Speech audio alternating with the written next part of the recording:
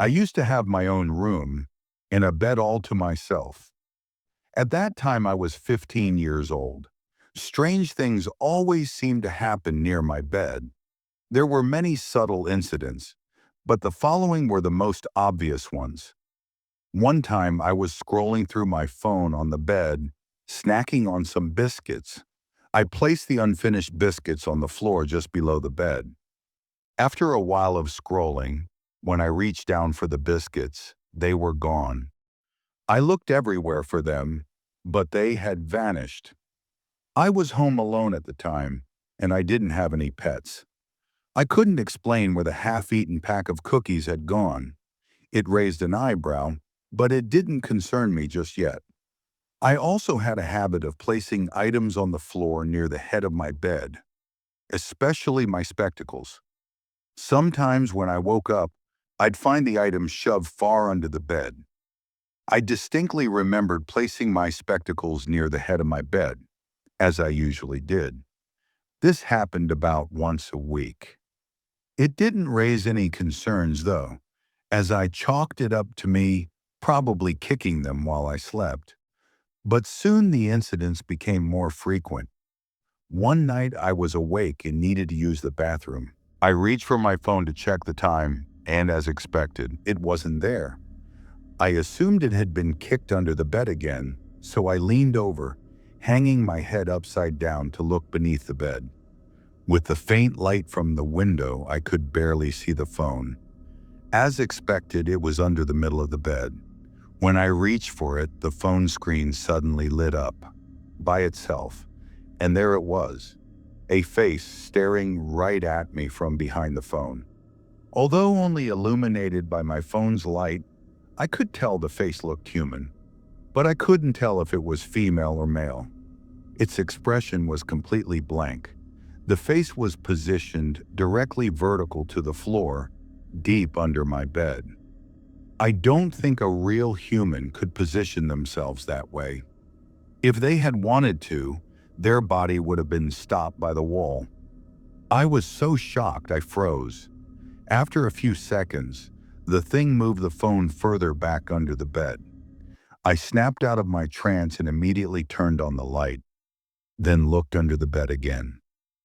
Nothing at all was under my bed. My phone was also gone.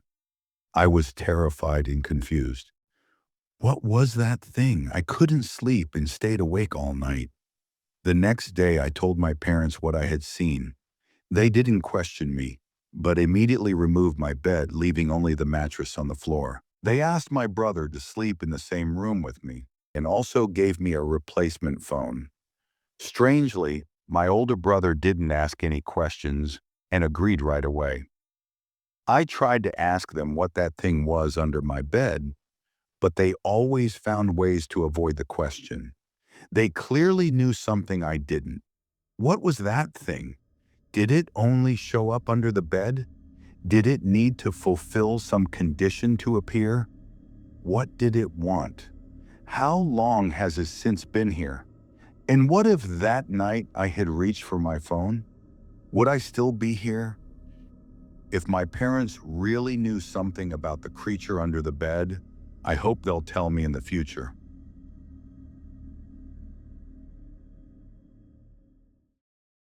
I used to never wash my dishes, despite my parents' constant scolding. I felt like it wasn't my responsibility to do the dishes. Yeah, bad kid, I know. At least that's the way I thought back then.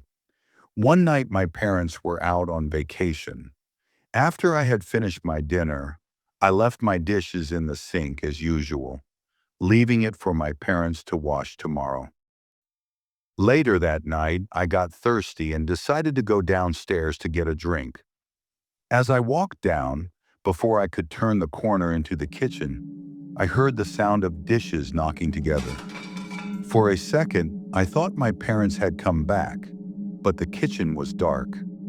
I squinted my eyes for a moment and saw a tall figure with long black hair holding the plates I had left in the sink, licking them with a long, slimy tongue. I gasped, and with the little sound I made, The figure noticed me. It snapped its head around quickly, like a bird turning its head too fast. It looked at me, its eyes glowing a sickly green, and murmured, "More, more, more." At the sight of this, I couldn't take it. I fainted right on the spot. When I woke up, it was already morning. I rushed to check the dishes. Although they were still unwashed, some of the stains that should have been there were missing. Instead of believing there was a hungry demon sneaking into my home for a midnight snack, I convinced myself I had been sleepwalking and that it was all just a bad dream. After that night, I never left my dishes unwashed again. Whether it was a dream or not, it was still incredibly, unbelievably terrifying.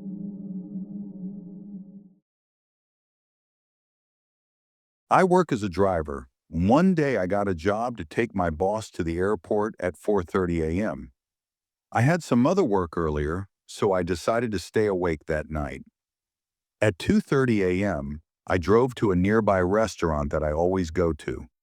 This restaurant usually stays open until 1 a.m., but by the time I arrived, it was already past closing. When I walked in, I saw Kelvin, an acquaintance of mine, who is also a driver, sitting there. Since we both know the owner well, they let us sit outside the shop and served us some food, while the owner was busy cleaning and closing inside. We were the only customers left, and there was no one else around. So we pulled out our phones and started scrolling, passing the time. After some time had passed, Kelvin stood up and started walking toward his car. I asked him, "Where are you going?" He didn't answer, still looking at his phone. I continued scrolling, not thinking much of it. Suddenly, the temperature dropped drastically around me. Then what felt like a wave of coldness climbed up my back. It was as if 2 or 3 pairs of hands were gliding up my spine. I jumped up, my heart racing. My first instinct was to run toward Kelvin's car. He saw me running and unlocked the car, letting me in. He asked, "You felt it too?" I was still shaken, so I replied, "What was that?" "You felt it too?" He told me he had felt the same strange sensation just a few seconds earlier. He thought it was weird, but wasn't sure what it was, so he didn't want to bother me. He decided to get up and head to his car. When he saw me running toward him, he realized I must have felt the same thing. Just as we were talking about it, we heard a loud bump on the car window. We looked out and saw several small, palm-shaped fog marks appearing on the window. We were both shocked and completely creeped out by the sight. After that, I went to my car to head to work. Kelvin and I became good friends after that night. We still occasionally bring up the incident, imagining it as a spirit with 3 pairs of arms. We joke that it must have looked sick and terrifying. We still visit that restaurant, but we've never had another encounter like that since.